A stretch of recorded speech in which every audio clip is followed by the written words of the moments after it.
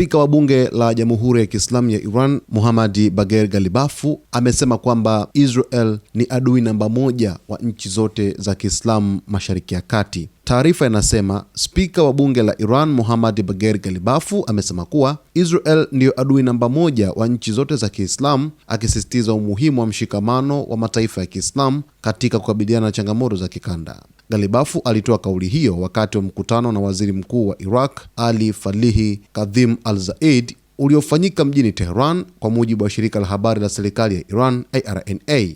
Katika mazungumzo hayo, Ghalibaf alisema ushirikiano kati ya Iran na Iraki ni muhimu katika kuhifadhi umoja wa mataifa ya Kiislamu dhidi ya kile alichokiita utawala wa Kizayuni, akieleza kuwa ushirikiano huo umeendelea kuleta matokeo chanya.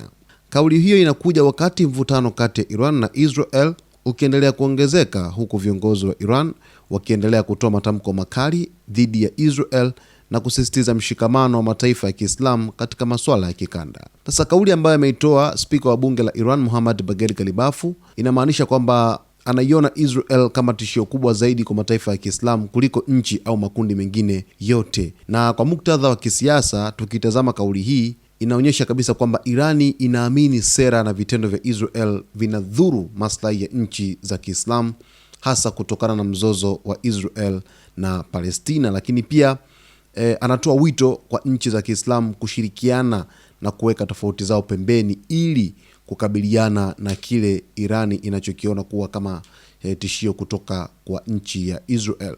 Lakini pia kauli hii inaonyesha msimamo wa muda mrefu wa serikali ya Iran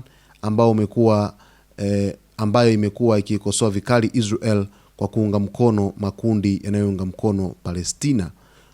Si kwamba nchi zote za Kiislamu zimekubaliana na kauli hiyo, bali ni mtazamo na msimamo wa spika wa bunge la Irani na serikali ya Iran, Mohammad Bagher Ghalibaf. Unaweza ukaona ni kwa jinsi gani kabisa kwamba hali katika ukanda wa Mashariki ya Kati bado inazidi kuwa ya mvutano, huku viongozi wakiendelea kutupiana maneno mawili matatu kutokana na sintofahamu hiyo huko Mashariki ya Kati. Basi nasi tutakujuza yote yanayojiri katika anga za kimataifa. Usiache kusubscribe, kulike, kucomment pamoja na kushare.